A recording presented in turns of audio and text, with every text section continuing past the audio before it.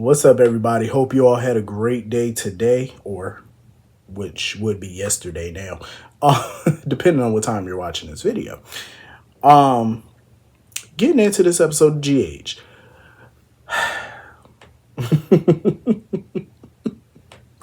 This episode made me laugh. I ain't gonna lie. It did. It made me chuckle. You wanna know why it made me laugh? Because bitches are finally getting what they got coming to them. That's why I'm happy.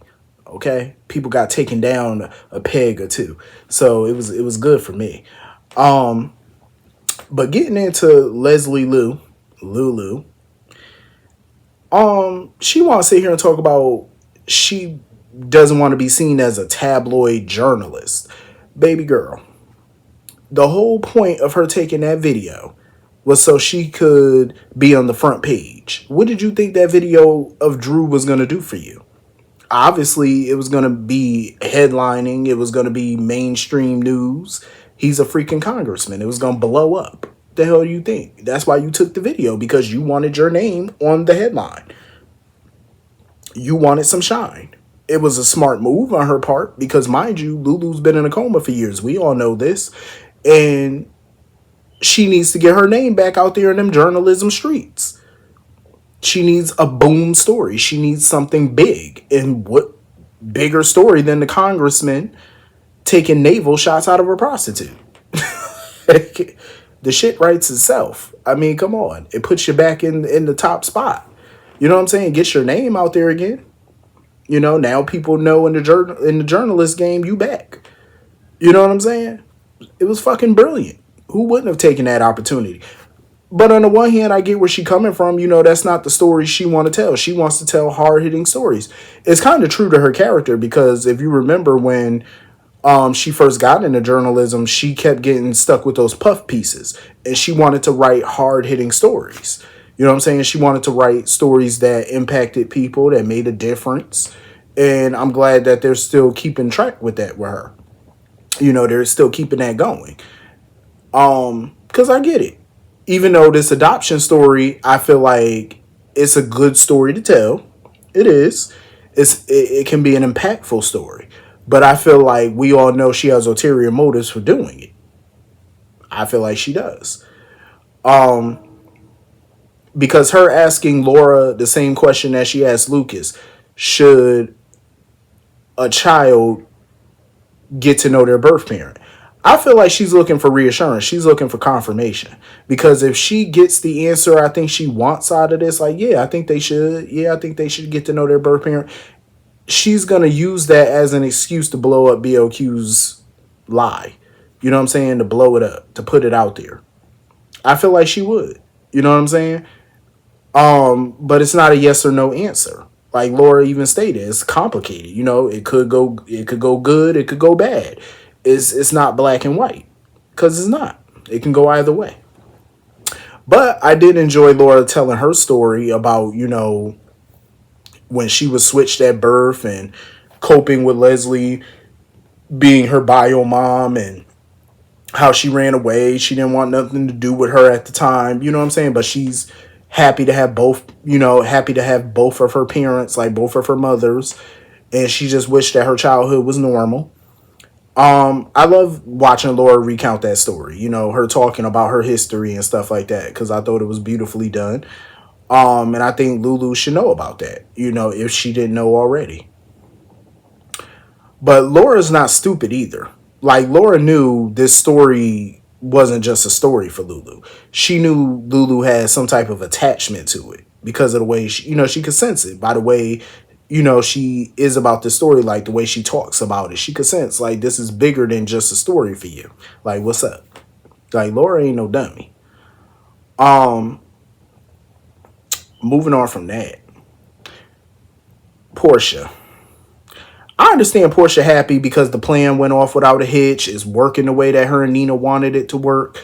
But I wouldn't be celebrating too fast if I was Portia. I'm just saying. I wouldn't be that quick to celebrate, because she seems to forget Drew still has dirt on your ass. He still got it.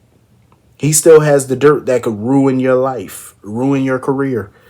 So instead of sitting here with this momentary victory, You need to be using this shit to your advantage and figuring out how to get out from under his ass. You know what I'm saying? How to get that evidence away from him. How to bury it for good. That's what she needs to figure out. Because at this point, even Curtis is probably going to be on this now even more than ever. Because now Curtis is starting to wonder, like, what's good with Drew? Because Drew is a lot of things, but he knows this ain't typically Drew's style. You know what I'm saying? Hanging out with prostitutes, drinking out of their navel. It doesn't sound like Drew. But my thing with Curtis was stop looking to give horse in the mouth. Y'all wanted to take Drew down? You did it. You know what I'm saying? Somebody took his ass down. Stop trying to figure out the why, the who, the when. Stop asking questions. But when something don't sit right with people, you know they got that thing where they just gotta figure out what's really going on. And that's like opening up Pandora's box. You don't want to open that box. You want to leave it closed. I'm just saying, because you're not going to want the answers that you get. But I am glad that Laura and Curtis were happy. You know what I'm saying? Because now that this scandal has hit and it's all over the place, social media, media outlets, it's blowing up. It's negatively impacting Drew's political career. You know what I'm saying? Like people that Drew was cool with in politics, they're not going to answer his calls at this moment. You know what I'm saying? Like the councilmen, everybody, they're going to, you know, consider him persona non grata at this point. It would be interesting if Laura decided to go for upper office and, you know, ditch her mayoral position with PC and decide to become a congresswoman. That would be interesting. That would be quite interesting if she decided to, you know, level up and go for a higher office. I wouldn't be mad at it, you know, but I'm pretty sure she's happy where she is. But it's something to think about, you know, running for Congress. Because if Drew gets put out, it opens up a seat. You know, it could open up a seat for her. So I don't see why she wouldn't do it. So moving on from that. I don't feel bad for Willow. Let me tell you something. I did not feel bad for Willow at all when she popped up at the house and saw the prostitute up in here. Now she want to go run to Nina and cry. Oh, I can't believe Drew. Was I so blinded that he was like this the whole time? Yeah, baby, you was very much blinded about a lot of things. Like even though Drew was set up, that's not the point. It's the simple fact that you were blind to this man. Like the thing with Willow is she saw what she wanted to see with Drew. She only saw one damn thing with him, and that's the fact that he saved her in Greenland or whatever, even though he didn't do shit. But that's what she held on to. That's what she hung her hat on to. Even though he did absolutely nothing but stand there and look stupid and got his ass punched and got beat up while he was there. That's all he did was get beat up and stand there looking goofy. He ain't save you. That's all she see is that hero complex. That's it. She didn't want to see anything else. You know, she didn't want to see the negative about him that everybody warned her about, that was staring in her face. Like, baby girl, you signed paperwork that you did not read, pretty much gift wrapping your children to this man in the event that something happens to you. Didn't even read the paperwork like a fool. So, yeah, you were blind by him. You know what I'm saying? Just dumb. And that's why I don't feel bad for her. I definitely don't feel bad for Drew. I don't feel bad for him at all. I don't care that he was set up. Good. Fight fire with fire. Do I think that this has the potential to still come back and bite Portia and Nina in the ass in the future? Absolutely.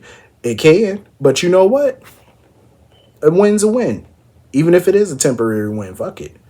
Take the win where you can get it. You know what I'm saying? At least y'all got some satisfaction out of it. You know what I'm saying? You get to see him publicly humiliated, possibly losing his political congressional seat. You know? The win's a win. Take it.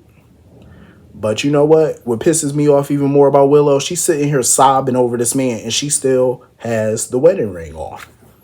You still got that damn ring on. Take the ring off. You claim that you love Drew or you're in love with Drew now. Why are you still wearing another man's ring? Why?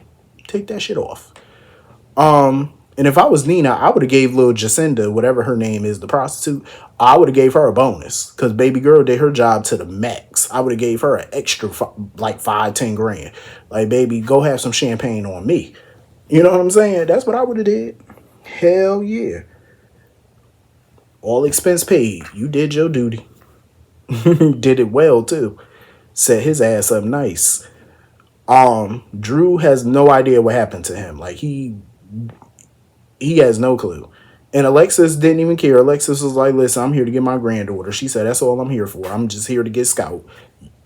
She showed him the video of what happened and stuff. She ain't give a damn. And you know what? If I was Alexis at this point, I would probably file for some custody right now. Because before she wasn't in a good position to win. Now, oh, she might be a shoe-in to win. You know what I'm saying? With the way he been carrying on, baby, get that custody. Go get it. But then again, I'm like, yeah, Scout living with Alexis, I don't know, because Alexis got questionable judgment her damn self, especially where Christina is concerned. So I don't know. But I'm pretty sure that's where Sam would have wanted her to go if she would have changed her will. God, I wish Sam would have changed that will. But yeah, Drew want to come over to Nina's and bang on the door and all this, that, and the third to go see Willow. I'm like, oh, please. And I feel like if Willow find out that he was drugged and set up, she probably going to go back to him like a fool. She going to go back and it's going to blow up her relationship with Nina, of course. And if that happens, or when that happens, if I was Nina, I would wipe my hands clean of the whole damn thing. I wouldn't have no dealings with Willow at this point. Little ungrateful twit. I really wouldn't. I'm being for real. I wouldn't have nothing to do with her little simple behind. She want to be simple, let her be simple. You could lead a horse to water, but you can't make it drink. Leave her alone. That's who she want to be with. Let her be a fool. So anyway, moving on from that. Sonny definitely does not trust Jack. He doesn't trust him. I could see the way Sonny was looking at him when Jack walked out of his room. He did not trust that man. And I wouldn't be surprised if Jack was behind all of this, because the way he just popped up in LA like that, talking about, oh, I was here for WSB business, but as soon as the Sonny shit is over, now you talking about, oh, you and Carly can head back to Port Charles. I thought you were here on business. The business concluded already. Okay. I want to know, like, somebody's out to get Sonny ass, as per usual. But I want to know who this is, because they're looking at assassins basically through the dark web, paying them in crypto. I'm like, well, damn, who doing all this mess? It got to be either Sidwell or Brennan. Got to be one of them. Got to be. Paying people in crypto, you getting them from the dark web and all that shit. Like, what are you doing? This ain't your average mobster. You know what I'm saying? Like, this whoever's coming after Sonny is definitely not a rival mob boss, because they don't typically go for hit people off the dark web. Usually they use people, their own people that's in their organization take you out. Like, this some serious shit. Some serious business. So when Sonny get back to Port Charles, he might want to keep a closer eye on Mr. Brennan. But now, Sonny's sitting there talking about he got that message from Mike and he just feel like they need to get out the mob. They need to get out the business. Now, how the hell they plan on doing that? Because Jason's main concern is finding out who trying to off Sonny. But I'm like, how y'all plan on getting out the business, though? Because all that territory, you're going to have to go to somebody. Because if Sonny and Jason walk away, it's going to open up a power vacuum. You know what I'm saying? A lot of gangsters from all over are going to try to get that prime real estate. If Sonny doesn't lose it, of course, in the vote. But if he managed to hang on to it and want to retire, it's going to be a battle for that real estate. People been wanting that shit for years. Truth be told, I hand it off to Ms. Wu. Honestly, I would give it to Ms. Wu. He known her a long time. Why not? That's a devil you know. Even though you can't fully trust Ms. Wu. You know what I'm saying? But that's a devil you know. That's the one I would hand the power to, be quite honest. If I had to choose somebody. But I really wonder what life is going to look like for Sonny and Jason moving forward. I really do. I wonder, what's that's going to look like for them to no longer be in the business. It's going to be quite interesting, I know that much. So anyway, moving on from that.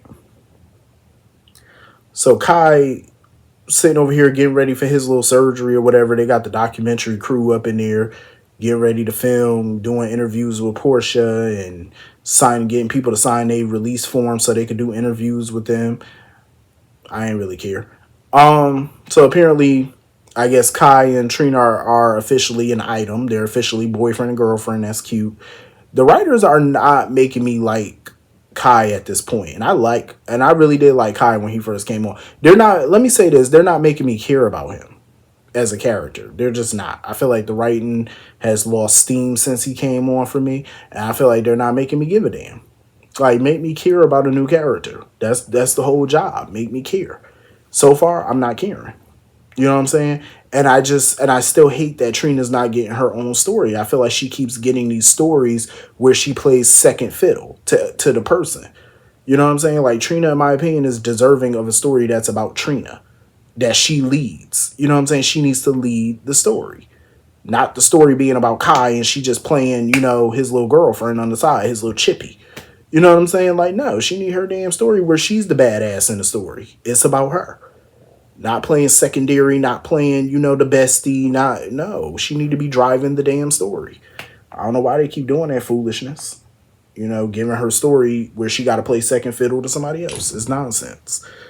But anyway, like I said before, if Kai wanna be a fool and do this surgery, by all means, I hope it work out for him. But if I was him, I wouldn't be doing that surgery. Ain't no way in hell. Not gonna happen, Captain. But anyway, hit the comment section. Let me know what you all thought, and I'll see you all later. Peace.